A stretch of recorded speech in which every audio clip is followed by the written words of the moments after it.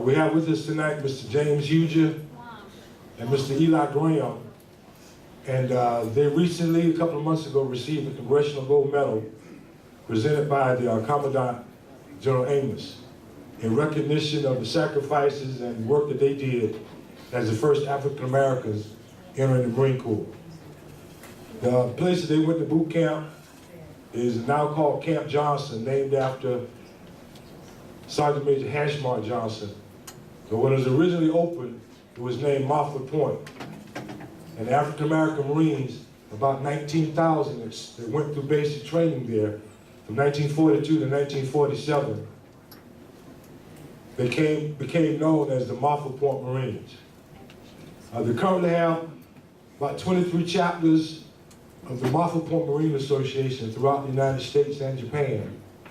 And it's made up of Marine sailors, civilians that perpetuate the memory of the Montford Point Marines, so their story won't be forgotten.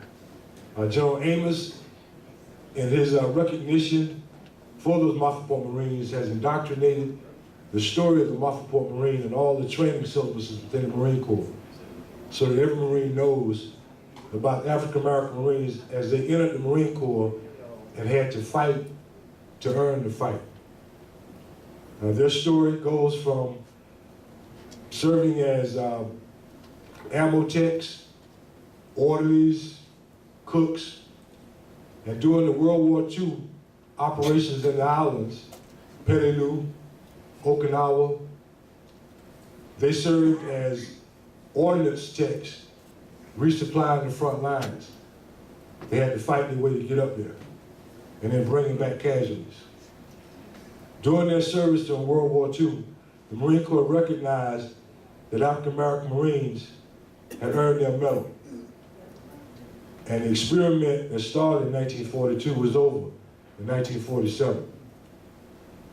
And I just want to recognize Mr. Huger, our oldest Marine, was a hero of mine growing up. I've known him all my life. And Mr. Graham, I met him when I was here on recruit duty back in 1983.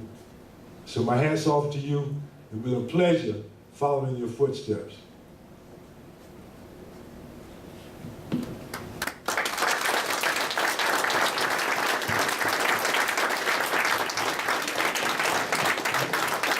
Gentlemen, it's indeed an honor to have you here with us this evening.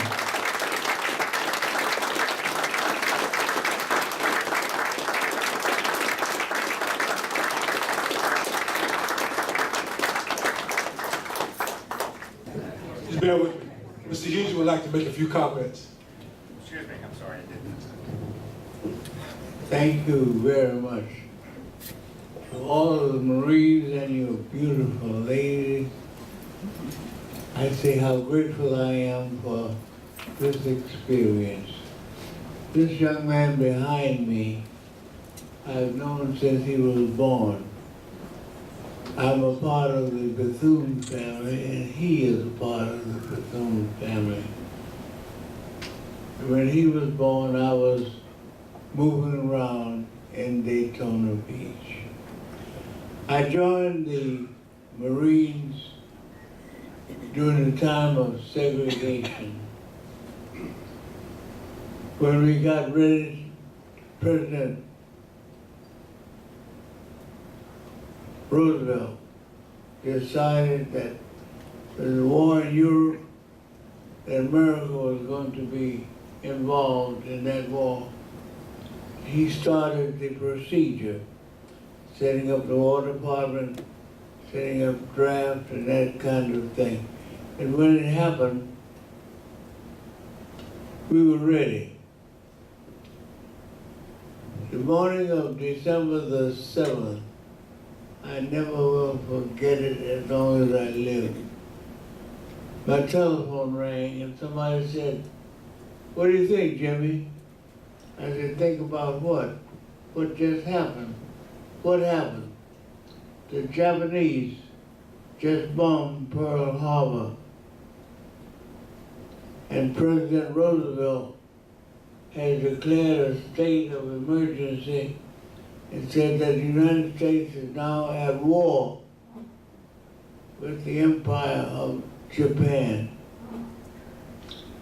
We were segregated at that time, but then they decided, President Roosevelt did, that the Marines and the Navy and the Army should be open. They finally opened to Marines.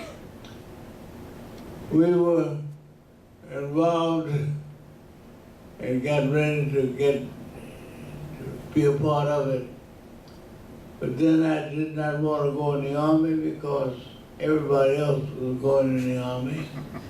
Yep. I didn't want to go in the Navy because they had too many buttons on the pants. But then the Marine Corps came up. And I went over to Orlando and I was inducted into the Marines. After we got through with all of the procedures, they told me that you are the kind of man we're looking for in the Marine Corps, but we can't accept you. What do you mean you can't accept me? You have a physical defect. Well, I just passed the physical for the Army, and they hadn't found any defect. So I said, what's the physical defect? He said, you have flat feet. Oh, I said, there's nothing I can do about that.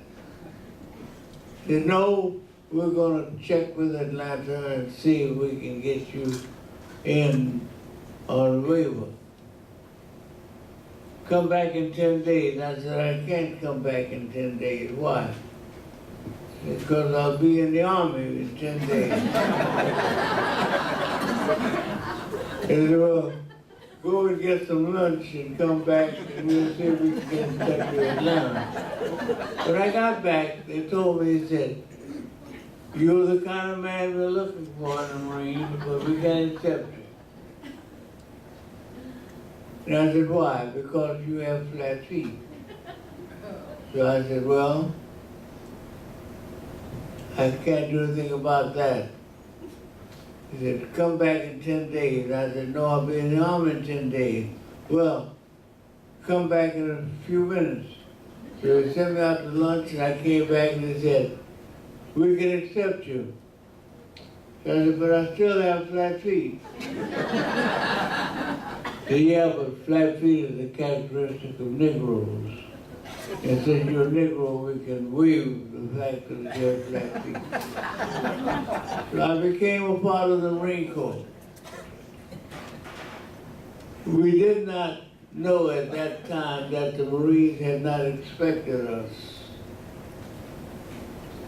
And then all of a sudden, they decided that they had these Negroes and they didn't know what to do with them. We had a training camp in North Carolina, and South Carolina, and in California. But they refused to let us be a part of the training of any of those agencies because they were all white. And here we were, these black guys, just coming into the Marines. They found a camp outside of Jacksonville that President Roosevelt had started called the CCC camp. They they made that camp over. And finally they decided after 6 months, after we were elected, we stayed around 6 months waiting for them to decide what they were going to do with these black Marines. But then they had this camp called Montford. And I think over the years that we have proven to the world that we can be as good a Marine as any Marine that you ever walked. And the other day, not the other day, several months ago, in Washington, D.C., when those of us who are still living were given this Congressional Medal of Honor for our service in the Marine Corps. Ladies and gentlemen, that was one of the happiest moments of my life. Simplify.